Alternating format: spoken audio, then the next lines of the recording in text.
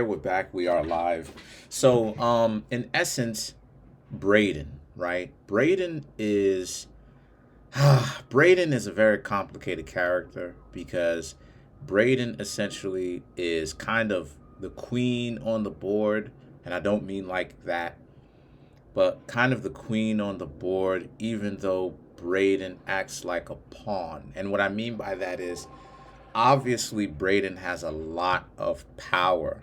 I mean, Brayden Weston from the show is probably one of the richest uh, uh, people on the show because of the family, the connections, right? People work in the, down at the financial capital, you know what I mean, of the world in New York, all of that type of stuff, right? Down at Wall Street, and you know, with that being said, uh, that's very amazing of him and his family, but at the same time, he still acts like a pawn because he's the quintessential rich kid that wants to be a gangster.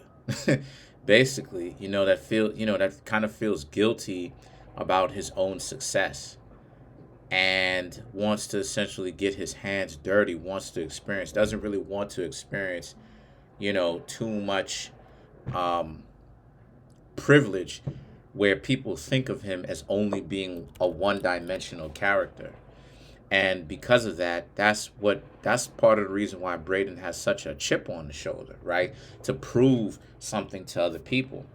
And even though Brayden Weston has a lot of power, his own power, he doesn't really realize his own power, right? He doesn't really realize his own connections. You know what I mean? So as a result of this, he ends up acting like a pawn. He ends up really not using his power and what it is that he's learned. Because remember, he comes from a family where everybody in his family is basically rich. I mean, they're rich out of the wazoo. And of course, I'm pretty sure that his mother and father taught him something, as to how to perpetuate the riches and the wealth through the family, you know.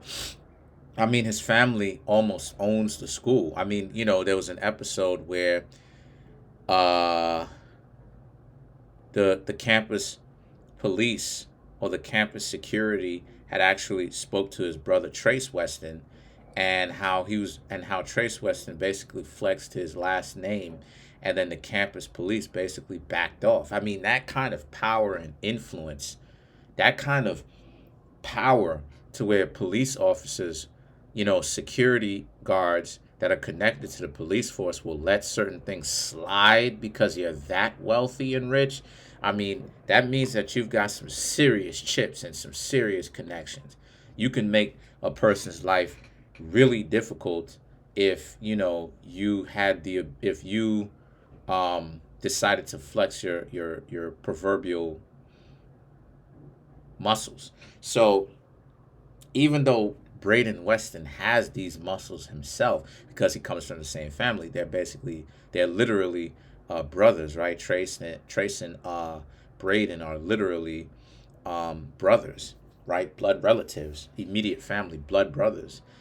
Uh, it's so amazing to see how Brayden really just kind of wants to get his hands dirty. He wants to actually get into the dirt, so to speak, and kind of work and get his own hands dirty. Get some calluses on his own hands, which is admirable. But then at the same time, the way that Brayden uses his power is very misguided because instead of Brayden thinking for himself, yes, still trusting Tariq, but at the same time, using his connections and using his mind. He's more so concerned with fun. Now, that doesn't necessarily mean that he's stupid. You know what I mean? That doesn't necessarily mean that he's stupid, but you can tell that his mind is particularly preoccupied with other things. Now, why is this important? This is important because you always have to take into consideration to mind your surroundings and remember who you are. and understand whether or not you have a lot of power or if you have a little bit of power, and how to be resourceful, what you can do regardless of whether you have a lot of power and connections or whether you have a little bit of power and connections. It just really depends on your circumstances and your own resourcefulness. So that's pretty much it. Comment on the video, like the video, subscribe to the YouTube channel.